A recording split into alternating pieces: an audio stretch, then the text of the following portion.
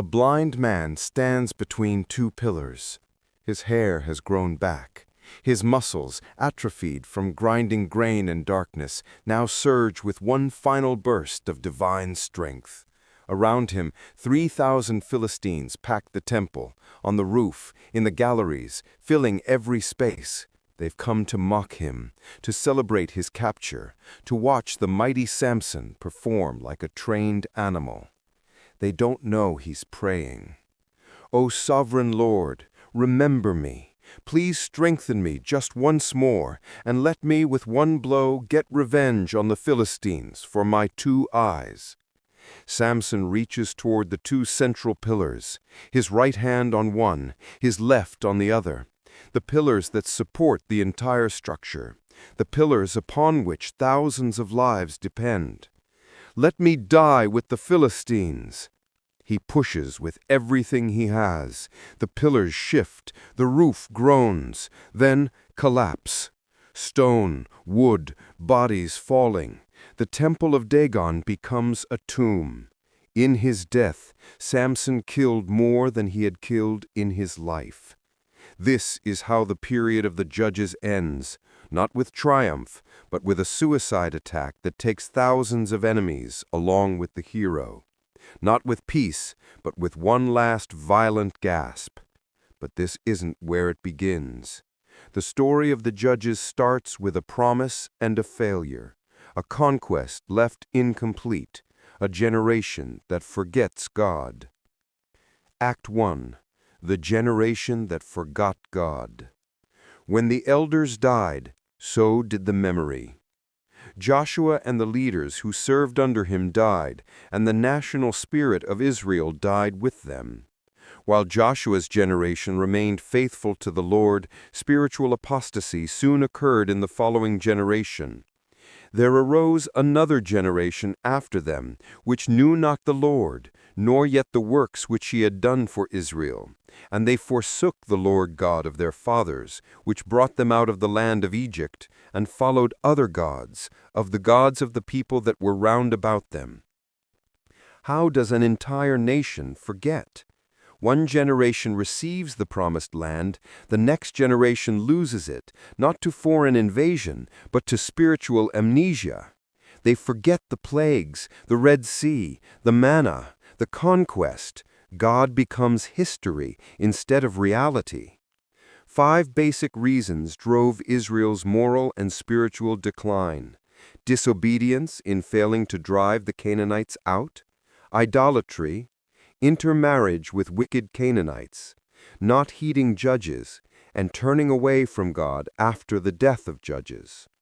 This period of Old Testament history was characterized by faithfulness and idolatry. During these 400 years, a cycle of apostasy was repeated many times, generally according to the following pattern: peace and prosperity, pride, wickedness, destruction and bondage, humility and prayer, deliverance, and repetition of the cycle. The theme played out in Judges. The people are unfaithful to Yahweh, and he delivers them into the hands of their enemies. The people repent and entreat Yahweh for mercy, which he sends in the form of a judge. The judge delivers the Israelites from oppression, but after a while they fall into unfaithfulness again, and the cycle repeats. The book itself closes with the most devastating diagnosis. In those days, there was no king in Israel. Every man did that which was right in his own eyes. Individual opinion replaced divine command. Anarchy replaced order. Everyone became their own god. Act 2. Deborah, the woman who led when men wouldn't. Courage in a cowardly age. The judge portrayed most positively is Deborah. She demonstrates immense courage and trusts that God will deliver his people's enemies into their hands. And, like Moses and Miriam, she celebrates their victory with a song commemorating God's deliverance. Israel cries out under 20 years of oppression by Jabin, king of Canaan. His military commander, Sisera, has 900 iron chariots, an ancient tank force that terrorizes the countryside. God raises up Deborah, a prophetess who holds court under a palm tree between Ramah and Bethel. People come to her for judgment. She sends for Barak, a military commander, and delivers God's command. Take 10,000 men and go to Mount Tabor. God will lure Sisera and his chariots to the Kishon River and give them into your hands. Barak's response reveals the spiritual cowardice of the age. If you go with me, I will go, but if you don't go with me, I won't go. A general needs a woman to hold his hand. Deborah agrees, but prophesies. Because of the course you are taking, the honor will not be yours, for the Lord will deliver Sisera into the hands of a woman. That woman turns out to be Jael, a Kenite, whose tent Sisera flees to after God routs his army. While Sisera sleeps, Jael drives a tent peg through his temple. The mighty warrior killed by a homemaker with camping equipment. Deborah composes a victory song. She celebrates God's deliverance, but notes bitterly which tribes fought and which didn't. Already the unity Joshua forged is fracturing. Tribe turns against tribe. Self-interest replaces national vision. The land has peace for 40 years. Then the cycle begins again. Act 3. Gideon, from coward to compromiser. The man who needed signs. The oppressors during Gideon's time were the camel-born raiders from Midian, roving bands that pillaged farms and unfortified villages for 7 years. An angel commissioned Gideon, a member of the tribe of Manasseh, to lead the Israelites against enemies from the Transjordan. God finds Gideon threshing wheat in a winepress, hiding from Midianite raiders. The angel greets him, "The Lord is with you, mighty warrior." Gideon doesn't feel mighty. Gideon is introduced as a fearful character, reluctant to trust God's promises, asking for multiple signs. He demands proof. God provides fire that consumes his offering. Gideon builds an altar called Yahweh Shalom, the Lord is peace. Then God commands him to destroy his father's altar to Baal. Gideon obeys, at night, with 10 servants, because he's too afraid to do it during the day. When the Midianites and Amalekites invade, Gideon gathers an army of 32,000 men. God says, "Too many. I don't want Israel thinking they saved themselves." He reduces it to 10,000. Then to 300. 300 men against the Midianites and Amalekites and all the people of the east lay along the valley like locusts in abundance, and their camels were without number. God gives Gideon one more sign, a dream overheard in the enemy camp. Finally, Gideon acts. His 300 men surround the camp with torches, hidden in clay jars and trumpets. At his signal, they break the jars, blast the trumpets, and shout. The Midianites panic and kill each other. Israel wins without fighting. But Gideon's life is marked by contradiction. He nobly refuses an offer of kingship, saying that God alone will rule over Israel. But he acts just like a Canaanite king, executing unwarranted brutality, leading Israel deeper into idolatry, and even naming one of his many sons Abimelech, which means, "My father is king." Gideon creates an ephod, leading Israel back into idolatry. The golden vest becomes an idol. Israel worships it. The deliverer becomes a stumbling block. Gideon has 70 sons by many wives. After he dies, his son Abimelech, born of a Canaanite concubine, murders his 70 brothers to become king. Only Jotham, the youngest, escapes. Abimelech rules as a tyrant for 3 years until a woman drops a millstone on his head during a siege. He begs his armor-bearer to kill him so no one will say a woman killed him. The pattern intensifies. Each judge is more flawed than the last. Act 4. Jephthah, the rash vow. When words cost everything. The Israelites looked for a leader and found Jephthah, the son of a harlot, who had been rejected by the sons of his father, and who had gathered about him a band who made their living by raiding others. Jephthah brings down tragedy on his household with a rash vow. Before battle against the Ammonites, seized by the Spirit of the Lord, he vows to sacrifice the first person he sees upon his return home as a burnt offering to Yahweh. He defeats the Ammonites, returns home. The first person he sees is his only child, a daughter. She asks for 2 months to mourn her virginity with her friends. After, Jephthah keeps his vow. The text is stark, offering no excuse, no angel stopping the knife as with Isaac. She dies. This is a very troubling account. Some scholars have tried to explain the vow as one in which her daughter was to consecrate her virginity to Yahweh. But at this time, there was no such consecration in Israelite religion. It is a warning that even someone called to perform a work of God can be led astray by false belief. After Jephthah, civil war erupts. The tribe of Ephraim attacks him.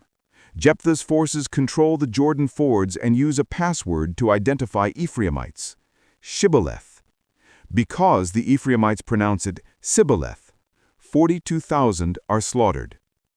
Tribe kills tribe. Civil war becomes routine. Act 5. Samson, strength without discipline. The man who couldn't control himself. Dedicated from birth by his mother to Yahweh, Samson became a member of the Nazarites. As a Nazarite, he was required never to cut his hair, drink wine, or eat ritually unclean food. An angel announces Samson's birth with a mission. It is he who shall begin to deliver Israel from the hand of the Philistines. Not complete the deliverance. Begin it. Even God's prophecy admits Samson won't finish the job. Samson grows up with superhuman strength. He tears apart a lion with his bare hands, kills 30 men for their garments, sets foxes' tails on fire and burns Philistine crops, kills 1,000 men with a donkey's jawbone. But it was his weakness for Philistine women that did him in. His passion for women was more important to him than God's expressed will. He marries a Philistine woman who betrays him. He visits a prostitute in Gaza. Then he meets Delilah. Delilah asked Samson 3 times the source of his strength, and he gave her 3 wrong answers. Bound with fresh bowstrings, he breaks them. Bound with new ropes, he snaps them. His hair woven into a loom, he pulls free. Finally, after persistent nagging, Samson reveals the truth. His uncut hair symbolizes his Nazarite vow. The Philistines shaved Samson's head and captured him, blinding him and putting him in a prison where he worked a grain mill's wheel. Samson is unlike the other judges whom God raised up to deliver the people from oppression. Samson is rather a hero who exercises a personal vendetta against his opponents. In prison, his hair grows back. The Philistines, celebrating their god Dagon, bring Samson out for entertainment. The temple is crowded with men and women. All the rulers of the Philistines are there, and on the roof are about 3,000 men and women watching Samson perform. Samson asked the servant boy guiding him to let him lean against the pillars. Then he prays, perhaps his first real prayer in years. After being granted permission, he recovers his strength, allowing him to bring down the columns, collapsing the temple and killing both himself and the Philistines. Epilogue: The Descending Spiral. The events covered in this book range from approximately 1380 BCE to 1045 BCE. Some of the periods of leadership of the 12 judges apparently overlap because not all of them ruled over the entire land of Israel. With each cycle, the narrator uses literary devices to show the gradual decline of the judges and Israel. Only Othniel and Ehud are specifically called judges or deliverers. Deborah is said to be judging. Barak and the others are not specifically called judges, even though historically speaking they were. Though the narrator omits that Yahweh provided a deliverer in the Gideon story, he does include a commissioning account. There is no indication that Yahweh raised up Jephthah or even commissioned him for battle, though he did energize him for war. There is no formal statement about Samson being raised up or commissioned. In the accounts of Othniel, Ehud, Deborah, Barak, and Gideon, there is no summarizing reference to a leader judging for a specific number of years. The land simply had rest for a certain number of years. This changes with the minor judges.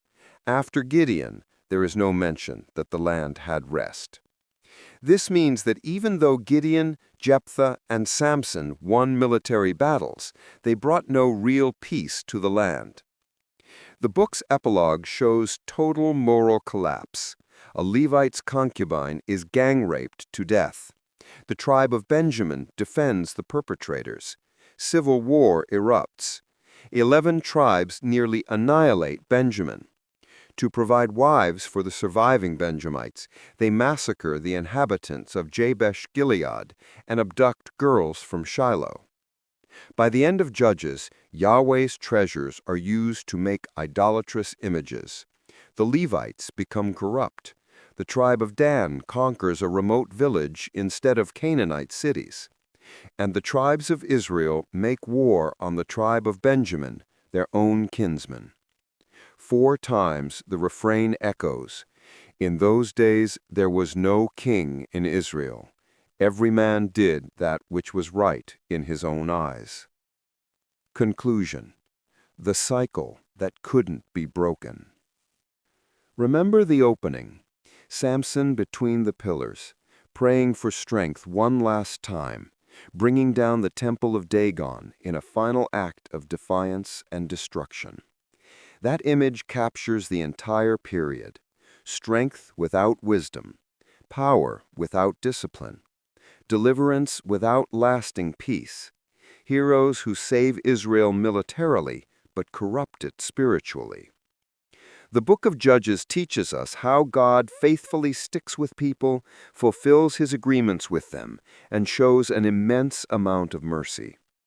Even when the Israelites turn away from him again and again, God still responds to their cries for help, raising up judges to deliver them.